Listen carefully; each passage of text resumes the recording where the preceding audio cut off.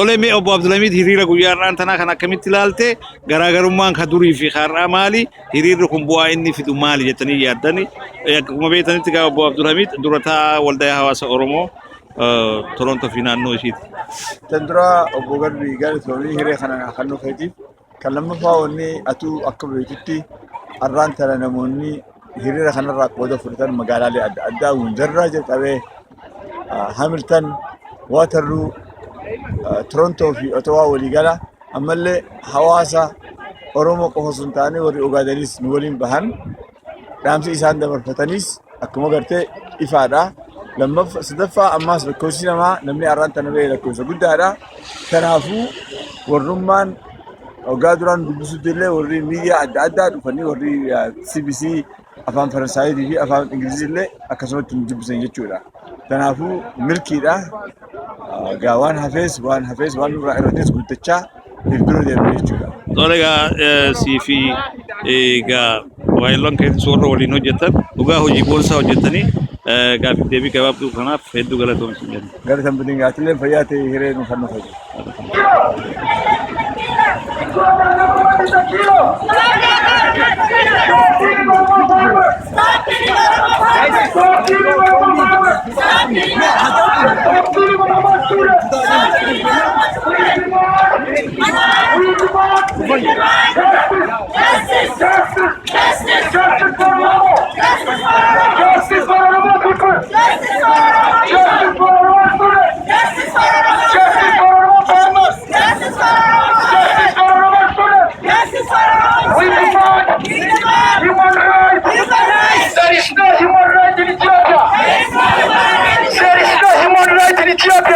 Ethiopian government is a killer.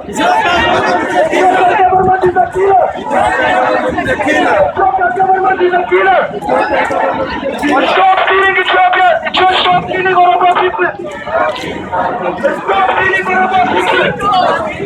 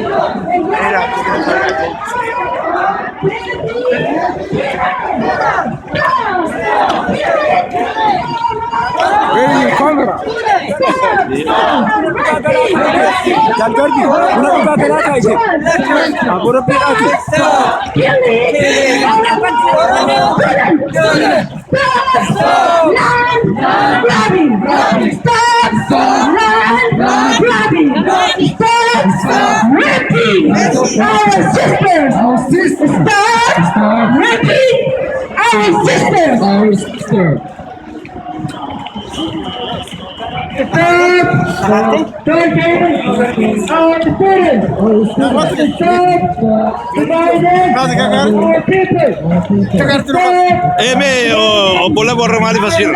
Warra Toronto warra Ottawaati gaa obbola. Wanti asiruuf rakkina guddaatu biyya keessa deemu jira. Kana mangistiin Itoophiyaadha, uummata Oromoodha. Fixu jirti. Kana jecha uummata alaa agarsiisuudhaaf, uummata Kanadaadha agarsiisuudhaaf abbaani. Toronto irraa dhufanii asitti argaman keessa nama yeroo dheeraaf gaggeessaa waldaa hawaasa Oromoo turee fi kan yeroo tokkollee waan Oromoo irraa hin hafne obbo Maamus Saaddooti. Obbo Maamus Saaddoo mee maaliif har'a as jiru? Warri as jirruufi dhaadannoo qabna waan Tigireetti himnu waan mootummaa Kanadaatitti himnu rakkina uummata keenyaa kan biyya keenya keessa jiru kana ijoolleen biyya keenyaa argitee dargaggoon akkanatti dhumaa jirtu kana waan biyya alaa jirru nameen akka biyya alaa jirru kanatti waan dandeenyu himachuu mootummaa keessa jiru kanatti biyya tanii biyya teenyallee waan asitti argitee taaksii kabarruu fi mootummaan turullee mootummaa bulchitu. Kanaafuu gargaarsa isiin ammoo Itoophiyaa gootu jira warra wayyaaneetiif isa kana argitee akka irraa dhaabdu si gaafachuu rakkina keenya uummata Kanadaatitti himachuu kan bira darbeetu ammoo raadiyoo fi argitee TV'n illee himachuuf deemna. Wanni as jirruuf qorra kana keessa wanni jirruuf argitee himan nama kana jajjabeeffannee himannaa kana uummanni Kanadaallee mootummaan Kanadaallee hundinuu haa beekan jecha qorra kana keessa dhaabannee iyyaa jiru.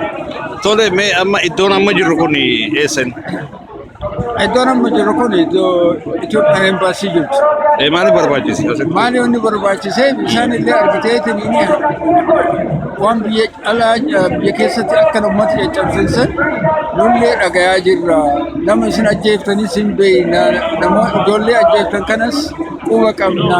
Dubartii keenya kan argiteetiin karaa malee irratti waa badaa hojjettanis quba qabna. Warra argiteetiin siyaasaaf jedhameetiin beekee wal siyaasaa beekeessa jirullee kahiitanillee quba qabna.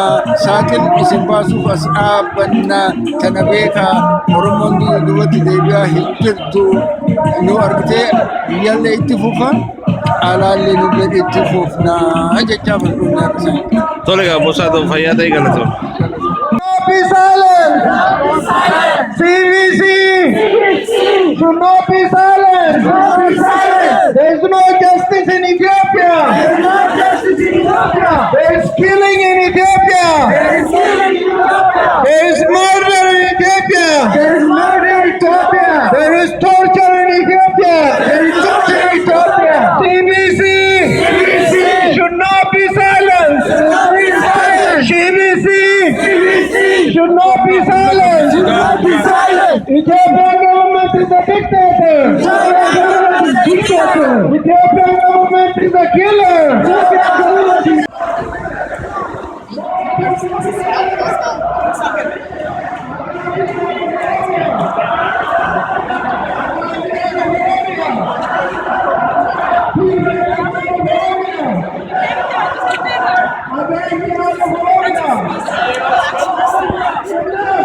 Okay. Lensa, we start from you. Why we are here today? To have justice for Oromo people. Okay. And support? To speak for the Oromos that can't speak for themselves. Let's go. Justice for Oromos. Tolega warreen asitti argaman keessa obsaanis as jira. Obsa maali wanni ati hidhattee deemtu kun maal garsiisa?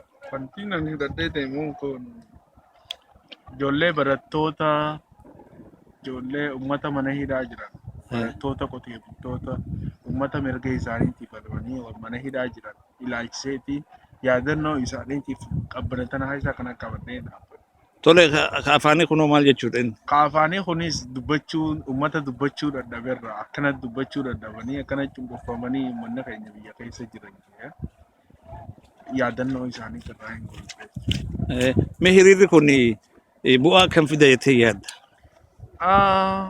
Hiriirri kun bu'aa inni fidu haalata sochiin namni biyya alaa godhuu danda'u irraa haalata tokkorraa haalata guddaan hiriira waan kana fakkaatu waan ta'e jecha mootummaan Kaanaadaatis amma bikki dura jiru kun ambaasii Ameerikaa dura ambaasiin Ameerikaa kunis akka mootummaa Itoophiyaa irratti yookiin mootummaa TPLF irratti dhiibbaa akka geessisu akka shoora kanarra akka mirga dhala namaatiif mirga dimokiraasii inni daangaa dabree uummatatti dabru jiru kana akka inni seera qabsiisu seera sun akka seera tumatees akka eefiif itti buluuf akka eefiif itti wanta godhatu osoo hin ta'in akka eefiif itti bulu akka goosisu. Tole. Kanaaf asii argamne. Tole gaa dhugumatti qilleensa qabbanaa kana keessatti waan kana gootee asitti argamuu keetiif hedduu galatoomi siin jenna. Egaa gaaffii deebii gabaabaa waliin gooteef hedduu galatoomi. Isinillee galanna kan bilisummaa. Keessummoonni naannoo bakka adda addaa irraa argamanii isaan kana keessaa warri Kitchener as kunoo hiriira galeera. Qawwee yeroo hedduu hiriira adda addaa irratti argamtaa hiriira kanaa fi kan biraa maaltu adda godhatee yaadda? Hiriira kanaa fi kan biraa wanni adda godhu hedduudha. Heddummina keenya har'a heddummina hin baane biyya teenya keessa waan deemaa jiru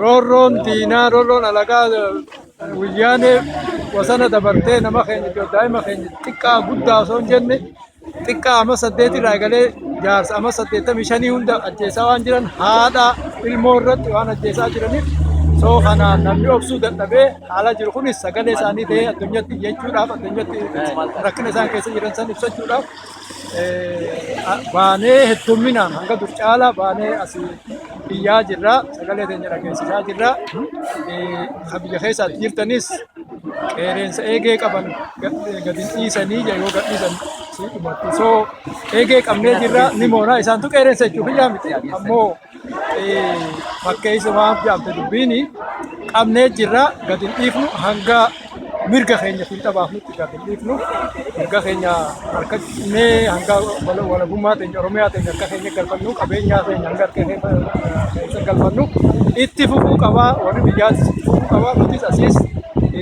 har'a baaneen hin hafnu boruus hanga hoggaa barbaachisu hunda murannee kaanee jirra gaaf tokko doora ni moona dhihaanne bira jirra kanaafuu wanni adda godhu hedduu haala biyya keessatti deemaa jiru haala asin namni itti dhagayamaa jiru kanaatu isaa haala durirraa adda godha namni hundi onnatee dhiiga ilmaan oromoof ganna qabsan daa'imaa kan ganna qabsan obsuu dadhabne qabbana sana keessa dhaabbachaa jirraa jecha.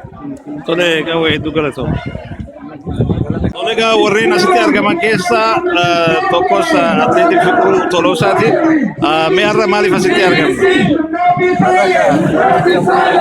Har'a akkuma beekamu uummanni biyya keessaa gaafii isaa gaafii abbaa biyyee waan gaafateef daa'ima ofii kaasee haga jaarsaa jaartii otoo hin jedhin sanyii gawwaan gaggeessaa jiruuf mootummaan wayyaanee kanaaf uummanni ala jiru kun immoo sagalee isaanii dhiiga isaanii achi dhangala'aa jiru kana dhageessisuudhaaf asitti argamne waan ta'eef nuti immoo waan godhuu dandeenyu tokko sagalee keenya uummata ala jiru kanaaf warra isaa gargaaru gargaarsa akka irraa dhaaban akka uummata keenya dabalatu kan seera uummata mirga akka wantaan irraa jiru kana nuti ilmaan oromoo nuti adurree illee hanqattee kanaafuu akka isa nurraa dhaabsisu jennee mootummaa kanallee gaafachaa jirra. Tole galatoome.